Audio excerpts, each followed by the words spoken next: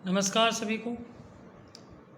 जैसा कि हमने कल के वीडियो में देखा था कि मुद्रा का जो महत्व है वह आर्थिक क्षेत्र में कैसे उपयोगी होता है। कल हमने उपभोग के क्षेत्र में मुद्रा के महत्व को समझा था। आज हम देख रहे हैं कि किस प्रकार से उत्पादन के क्षेत्र में मुद्रा का महत्व है। आप स्क्रीन पे देख रहे हैं। फर्स्ट पॉइंट, उत्पादन के क्षेत्र में मुद्रा का महत्व में फर्स्ट पॉइंट आपका साधनों को एकत्रित करना। देखिए, हमने देखा है कि उत्पादन के जो 4 कारक हैं या जो 4 साधन हैं, जिनमें भूमि भी है, पूंजी भी है, श्रम भी है व साहस भी है। इन चारों को जब तक एकत्रित नहीं किया जाएगा तब तक किसी भी प्रकार का उत्पादन संभव नहीं है। और इन साधनों को एकत्रित करने के लिए मुद्रा की आवश्यकता है। देखिए, भूमि आप चाहे खरीदें, चाहे आप कॉन्ट्रैक्ट के आधार पे यूज करें, लेकिन उसके लिए आपको भूमि का पारिश्रमिक चुकाना होगा। भूमि को उसके बदले भूमि या भूस्वामी को आपको किराया देना होगा। तो वो भी कितना दिया जाएगा, किस प्रकार से दिया जाएगा, कोई प्रॉफिट शेयरिंग मॉड्यूल हो, तो ये सब चीज़ें मुद्रा के कारण से ही संभव है। उसी प्रकार से अगर पूंजी जुटाई जा रही है तो कितनी पूंजी जुटाई गई, किस दर पे चुराई गई, क्या उसके ब्याज का प्रतिशत होगा, जो श्रमिक हैं उनको जो भुगतान का सिस्टम होगा वो कैसे होगा, प्रत्यक्ष रूप से होगा, अप्रत्यक्ष रूप से होगा। तो जो भी साधन हैं जिनको हमको एकत्रित करना है वो मुद्रा के कारण ही संभव हो पाए हैं। उत्पादन के जो साधन हैं वो मुद्रा के कारण ही एकत्रित हो पाए हैं तथा उनका हम प्रयोग कर पा रहे हैं। सेकंड पॉइंट देखिए, इसी में पूंजी का संग्रह। देखिए, पूंजी का संग्रह से यहाँ तात्पर्य है कि आपने जो संसाधन जुटाए हैं उनमें से हो सकता है कि वर्तमान में आपकी आवश्यकताएं उतनी नहीं हों, लेकिन भविष्य में आपको उस पूंजी की ज़रूरत होगी। तो आप क्या कर सकते हैं, मुद्रा के कारण से आज आप भविष्य के लिए जो आपको आवश्यक है उस पूंजी का संग्रह आप कर सकते हैं। उस पूंजी से आप मशीन खरीद सकते हैं। साल भर बाद के लिए जो आपको प्रोडक्शन चाहिए उसके लिए अपनी कैपेसिटी का एक्सपांशन कर सकते हैं। थर्ड पॉइंट है इसमें श्रम विभाजन व विशिष्टीकरण। देखिए बच्चों, श्रम विभाजन व विशिष्टीकरण में जो बात आती है वो ये आती है कि सारे जो श्रमिक हैं उनमें श्रम करने का जो सामर्थ्य है वो बराबर नहीं होता, और ना ही एक श्रमिक सारे कार्य कर सकता है। प्रोडक्शन एक्टिविटीज़ में आप चाहे किसी भी साइट में जाके देखेंगे तो उसमें कई प्रकार के कार्य होते हैं।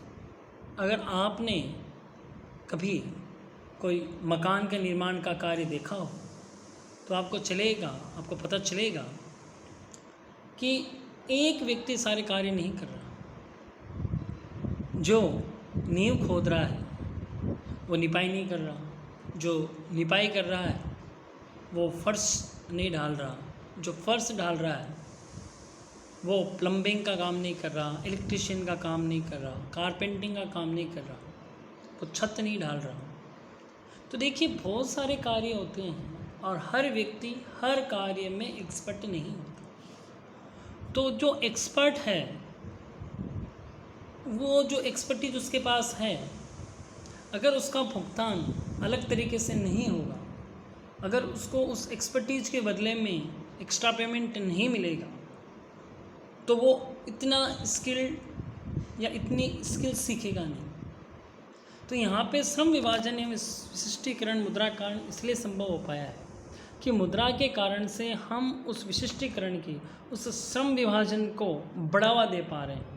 हमको ऐसे व्यक्ति मिल पा रहे हैं जो पर्टिकुलर टास्क के लिए परफेक्ट है, और जो लेबर अच्छा कार्य कर रहा है उसका पेमेंट अच्छा है, जिसका लेबर का कार्य नॉर्मल है उसका पेमेंट भी नॉर्मल है।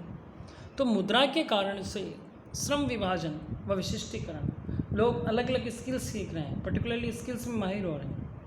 कोई मोबाइल हार्डवेयर का कोर्स कर रहा है, कोई टेलरिंग का कोर्स कर रहा है। तो ये विशिष्टीकरण है, जो पर्टिकुलर कार्य है वो व्यक्ति ही कर रहा है और उसको उसके लिए बेनिफिट मिल रहा है, इसीलिए वो कर रहा है।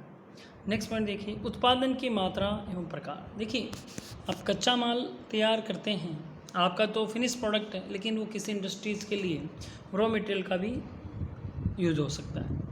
एक काम देखते हैं कि हम दूसरों को क्यों रॉ मटेरियल दें, हम खुद ही जो एंड कंज्यूमर प्रोडक्ट है, जो जिसको उपभोक्ता अंत में उपभोग करता है, सीधा वही बना दें।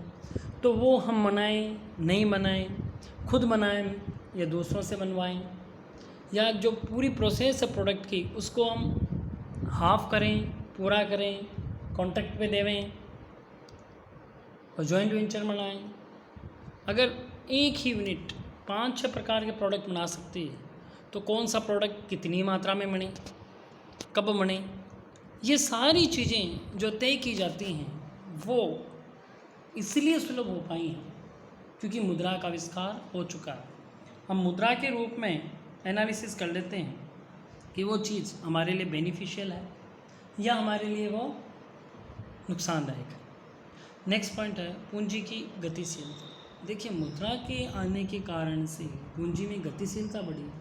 आज जो पैसा आपके पास यहाँ पड़ा है सरदार शहर में, और आप ही का कोई बंधु है जो कि दिल्ली के अंदर कोई अपना काम स्टार्ट कर रहा है, तो आप इजीली ये यहाँ की पूंजी वहाँ पर ट्रांसफ़र कर सकते हैं। देखिए, आप पास यहाँ ज़मीन पड़ी है, बहुत सारी बीघा ज़मीन पड़ी है, उसका मूल्य मान लो 20-25 लाख रुपए है, और आपको वहाँ पे फैक्ट्री लगानी है दिल्ली में, और वहाँ पे आपको 20 लाख रुपए चाहिए, तो आप इजीली यहाँ की ज़मीन को सोल्ड आउट कर सकते, वो मुद्रा आप वहाँ ट्रांसफ़र कीजिए और वहाँ पे उस मुद्रा से कोई प्लॉट, जो भी इंडस्ट्रियल एरिया, आप इजीली खरीदिए। तो पूंजी में गतिशीलता है, बैंकों के आने के कारण से भी पूंजी की गतिशीलता बढ़ी है। तो ये मुद्रा के कारण ही संभव हो पाया है कि एक जगह की संपत्ति दूसरी जगह में मुद्रा के रूप में कन्वर्ट होकर प्रयोग में आ गई। नेक्स्ट पॉइंट है लागतों की गणना एवं आकलन। देखिए, आज की तारीख में जो किसी ऑर्गेनाइजेशन का उद्देश्य होता है वो होता है उसकी जो धन है, जो वेल्थ है, वो क्रिएशन। और वेल्थ क्रिएशन के लिए इम्पोर्टेंट है कि कंपनी प्रॉफिटेबिलिटी शो करे, नंबर ऑफ क्लाइंट उसके बढ़े। ये कॉम्पिटेंसी आप में जब आ पाएगी जब आपकी लागत कम होगी, क्योंकि लागत कम होने का एक बेनिफिट है, आपके प्रॉफिट में बढ़ता है, आपकी कॉम्पिटेंसी अच्छी होती है, आप कंपटीशन में आगे बढ़ते हैं। तो किस प्रकार से, किस मद में कितनी लागत लग रही है, उस लागत को कैसे कम किया जा सकता है, या फ्यूचर के लिए अगर अपन कोई प्रोडक्ट लॉन्च कर रहे हैं तो उसमें कितनी लागत आएगी, उसका हम एनालिसिस आज ही कर सकते हैं, और वो मुद्रा के कारण ही संभव हो पाया। अब हम देखते हैं आर्थिक क्षेत्र में थर्ड पॉइंट, विनिमय के क्षेत्र में मुद्रा का महत्व। देखिए, मुद्रा के आने से विनिमय में सरलता हुई है। देखिए, हमने एक ड्रॉबैक देखा था बार्टर सिस्टम में, वस्तु के बदले वस्तु वाले में, कि उसमें डबल कॉन्सिडेंस वांट होनी चाहिए, मतलब दोहरी, दोनों को ही उसकी आवश्यकता हो, बेचने वाले को भी और खरीदने वाले को। लेकिन मुद्रा के आविष्कार के बाद में इस बात की आवश्यकता नहीं है। अगर सामने वाले को मुद्रा की एज फॉर नाउ अभी आवश्यकता नहीं है, भविष्य में आवश्यकता है, तो भी वो आपको वो माल दे देगा, चाहे उसके पास कितना ही मुद्रा पड़ी है। हम जानते हैं मुकेश अंबानी जो एशिया की रिचेस्ट पर्सन है, उनके पास धन संपदा की कोई कमी नहीं है, लेकिन वो तैयार बैठे हैं कि साहब हमारे जियो का कनेक्शन लीजिए, हमारे विमल का कपड़ा लीजिए, हमारे रिलायंस रिटेल से आप सब्जी खरीदिए। क्यों? क्योंकि धन सबको प्रिय है, मुद्रा सबको प्रिय है, इसमें स्टोर वैल्यू है, इसको आप भंडार कर सकते हो, आगे के लिए यूज कर सकते हो। तो विनिमय में सरलता आई है, बहुत इजीली आई है। एक्सेप्टेंस में तकलीफ़ नहीं है, ट्रांसफ़र में तकलीफ़ नहीं है, रखने में तकलीफ़ नहीं है। सेकेंड है, विनिमय का क्षेत्र विशाल हो गया है। चूँकि मुद्रा के आने से विनिमय सुगमता, सरलता, आसानी हुई है, इसलिए जो इसका जो एरिया है वो बढ़ गया है। आप बाहर से भी ला सकते हो, आप अंतर्राष्ट्रीय व्यापार कर सकते हो। थर्ड पार्ट में इसमें दिखावा भी है कि अंतर्राष्ट्रीय व आंतरिक या देशीय या राष्ट्रीय व्यापार में भी हमारी अच्छी खासी वृद्धि हुई। इन सब चीज़ों से आपने आजकल देखा होगा कि जो भी इंडस्ट्रीज़ लग रही हैं या जो भी सामान खरीदे जा रहे हैं, जो भी मकान बन रहे हैं, उनमें बहुत सारे मकानों का बनने का कारण, बहुत सारे सामानों की बिक्री के कारण सा का विस्तार होना है। सा का मतलब कुछ पेमेंट आपने आज दिया या आपने जीरो पेमेंट पे ही प्रोडक्ट को लिया और कुछ समय बाद में आप ईएमआई के थ्रू या लम सम पेमेंट देके आप उसका चुका देंगे।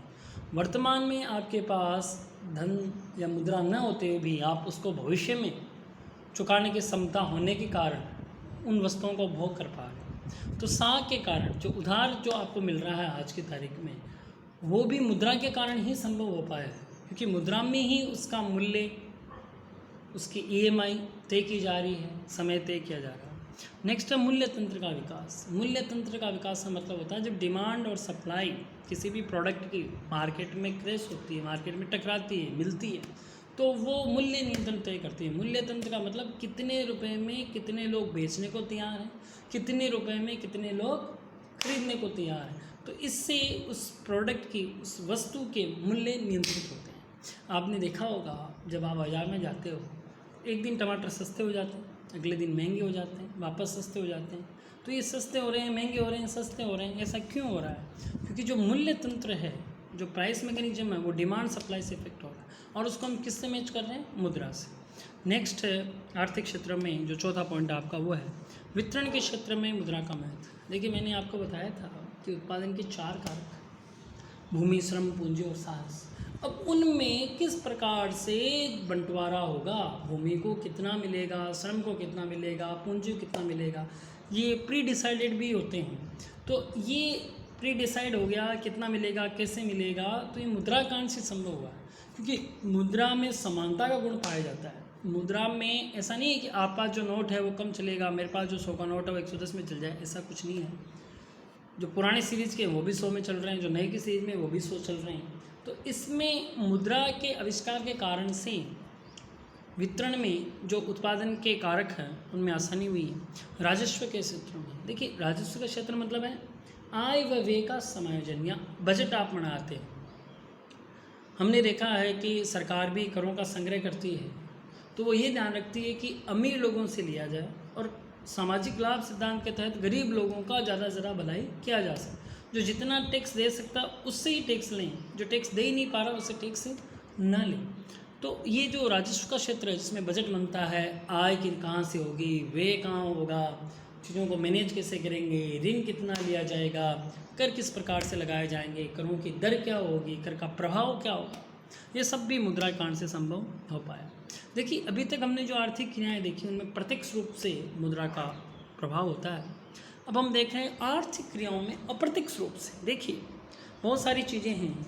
मुद्रा आपके कल्याण का मापक है। अगर जिस देश में जीडीपी अधिक है, जिस देश में मुद्रा अधिक है, जिस देश में संपत्ति अधिक है, तो वहाँ का लिविंग स्टैंडर्ड भी ऊंचा होगा। आपकी मुद्रा भारी है, लोग आपकी मुद्रा में ट्रेड करना चाह रहे हैं, तो उससे अंतर्राष्ट्रीय सहयोग में वृद्धि होगी। एक मुद्रा का दूसरी मुद्रा में क्या मूल्य है, ये भी मुद्रा के कारण से ही संभव हो पाया। तो बच्चों, अभी तक हमने इस वीडियो में जो पार्ट 2 है मुद्रा के महत्व का, उसमें हमने देखा है कि किस किस प्रकार से आर्थिक क्षेत्र में मुद्रा के क्या क्या महत्व हैं। अब आपके लिए एक असाइनमेंट है, आप देखें और एक विचार करें, एक असाइनमेंट बनाएं कि मुद्रा होने से क्या क्या सुगमताएं आई हैं, और अगर आज के युग में मुद्रा का आविष्कार नहीं हुआ होता तो हमको क्या क्या परेशानियां झेलनी पड़ती, क्या इसी प्रकार से हमारी अर्थव्यवस्थाएं या हमारी आर्थिक क्रियाएँ चलती। तो आप इसका एक असाइनमेंट बनाएं, देखिए कि बार्टर सिस्टम और करंट जो मनी सिस्टम है उसमें क्या अंतर है, किस प्रकार से मुद्रा ने हमारे जीवन को आसान बनाया है। धन्यवाद।